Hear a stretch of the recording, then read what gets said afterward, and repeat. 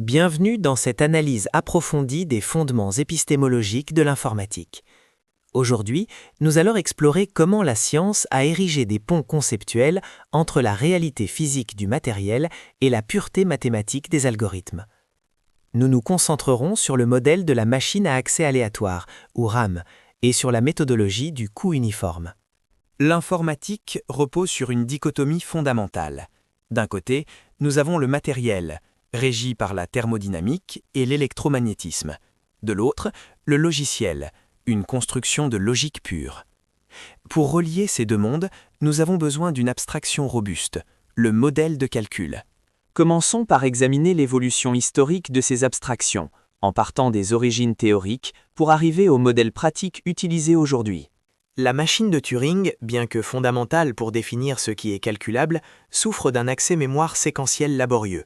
Pour lire la énième case, il faut physiquement déplacer la tête de lecture n fois.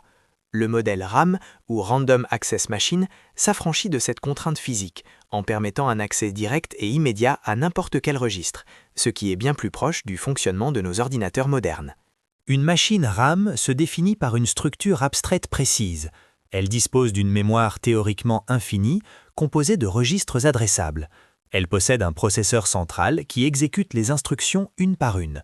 Point crucial, elle permet l'adressage indirect, c'est-à-dire utiliser le contenu d'un registre comme adresse pour en chercher un autre, ce qui modélise parfaitement les tableaux et les pointeurs que nous utilisons en programmation. Il existe une nuance subtile entre la RAM et la RASP. Dans une RASP, le programme est stocké avec les données et peut modifier ses propres instructions, simulant un ordinateur de von Neumann complet. Cependant, pour l'analyse de complexité standard, ces deux modèles sont considérés comme équivalents polynomialement. Nous utiliserons donc le terme générique RAM. Voyons maintenant comment ce modèle mathématique sublime et simplifie l'architecture physique réelle conçue par John von Neumann. L'architecture de von Neumann repose sur un cycle perpétuel. Chercher l'instruction, la décoder, puis l'exécuter. Le modèle RAM capture ce cycle en une notion fondamentale, le pas de calcul. Dans notre abstraction, tout ce cycle complexe est écrasé en une seule unité temporelle indivisible. C'est ici que réside une simplification majeure. L'architecture physique souffre du goulot d'étranglement de von Neumann. Le processeur est beaucoup plus rapide que la mémoire.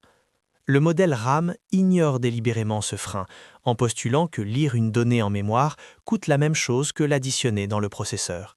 C'est un choix épistémologique fort.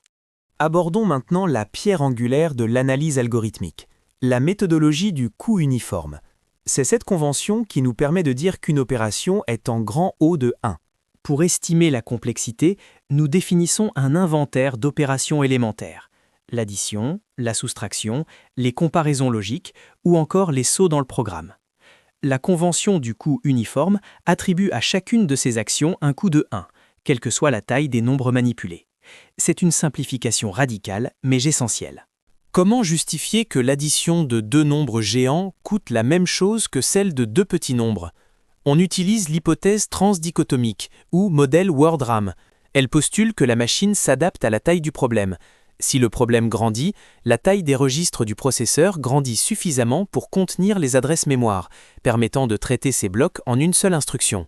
Il existe deux écoles. Le coût uniforme, idéaliste, considère les nombres comme des entités atomiques. C'est celui que vous utilisez intuitivement. Le coût logarithmique, plus réaliste, rappelle que manipuler plus de bits demande plus de temps. Par exemple, calculer la suite de Fibonacci coûte grand O de n en modèle uniforme, mais grand O de n carré en modèle logarithmique car les nombres deviennent très grands. Cette abstraction a des conséquences théoriques profondes, notamment sur la définition des classes de complexité comme P et NP. La thèse d'invariance est cruciale. Elle affirme que peu importe la machine raisonnable que vous utilisez, la classe des problèmes résolubles en temps polynomial reste la même. Cela garantit que nos théorèmes sont universels et ne dépendent pas de la marque du processeur. Attention toutefois au paradoxe soulevé par Hartmanis et Simon.